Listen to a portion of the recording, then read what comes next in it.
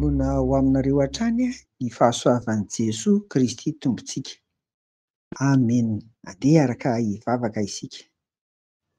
Faly izay ry Tompo rainay izay eny an-danitra fa tonga amin'izao faran'ny herinandro izao. Indre ny fahitanay izay nataonao tamin'ny fiainanay. Isaoranay daholo ireny na inona Tompo, satria tsy zavatra tonga ho azy eo amin'ny fiainanay fa fandaharana avy aminao. Dia misaotra ny amin'ny fitiavanao, misaotra ny amin'ny indrafonao. Voninahitra ho anao ry Andriamanitra iray, amin'ny anaran'i Jesoa. Amen. Ry havana, rehefa sabotsy tahaka an'izao dia fanaontsika foana ny mifampizara ary indrindra miomana ara-tsaina, ara-panahy fa andeha hiangona rapitso, andeha any am-piangonana, miaraka hivavaka, miaraka amin'ireo mpino marobe manerana ny izao tontolo izao. Aza adinoina fa ny Alahady andro nitsanganan'ny Tompo, andro voalohany amin'ny herinandro dia andron'ny Tompo izany, andron'i Jesoa. Noho izany dia ny kristianina marobe manerana izao tontolo izao dia tsy tafandry-mandry raha tsy mandeha any am-piangonana miaraka mivavaka. Noho izany dia sambatra ianao raha mba anisan'izany ry havako, tonga miangona rapitso izany. Ny tenin'Andriamanitra ankanan'ny toroteny nijenjerintsika amin'ity volana oktobra ity.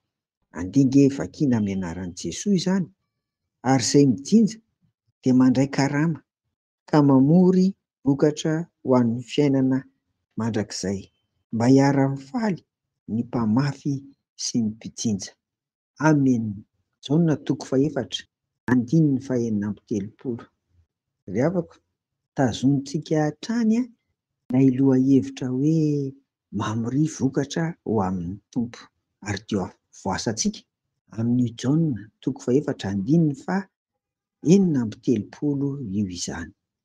Isaky ny alahady faharoa tamin'ny heriny sy ny alahady fahatelo dia ny rapitso izany araka ny efa nifampizarana tamintsika aloha atoato dia aty amin'ny plataontsika no miangona ry havana. Averiko, alahady faharoa sy ny alahady fahatelo.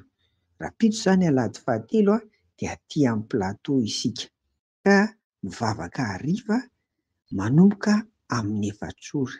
Rapitso dia alahadin'ny firalahian'ny diakonina sy ny loholona.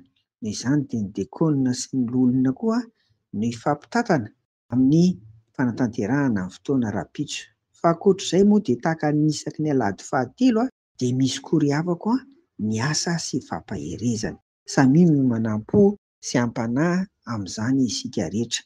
Tiana hatrany koa anefa mananitrantitra sy mampatsiahy fa mialoha amin'ny fampiompivavahana ny sekoly alahady sy ny katekômenina araka ny ora izay efa nifanarahan'ny tsirairay avy izany.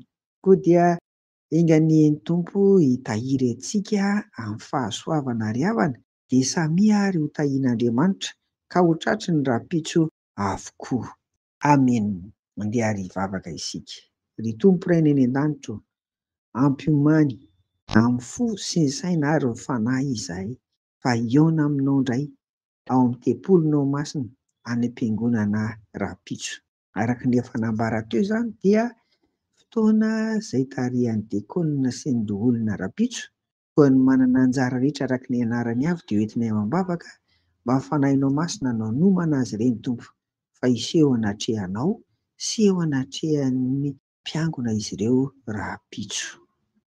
Ankoatr'izany dia mivavaka manokana koa ho an'ny mpiandry izay hanatanteraka ny asa sy famparezana araka ny anarany avokoa. Fanahinao masina koa ny eo amin'izy ireo ry Tompo mba hahafahany manatanteraka ny zara fanompoana. Dia izay rehetra tonga hivavaka na kely na lehibe na antitra na tanora dia ny fanahinao masina hatrany koa no angatanay hanomana ny tsirairay avy mba ho tonga amin'ny maha-olona iray manontolo, vatana, saina, fanahy, hiaona aminao amin'ny tempolonao masina ry Jesoa Kristy. Dia apetraka aminao manontolo izany. Dia fanirianay koa Tompo rehefa mivoaka izay mandeha mody dia tombo finoana, fanantenana ary fahatokinana anao ry Jesoa. Dia amin'ny anaranao hatrany no hanaovanay an'izany vavaka izany Amena. Ho aminareo ry havako, ny fiadanan'i Jesoa. Amena.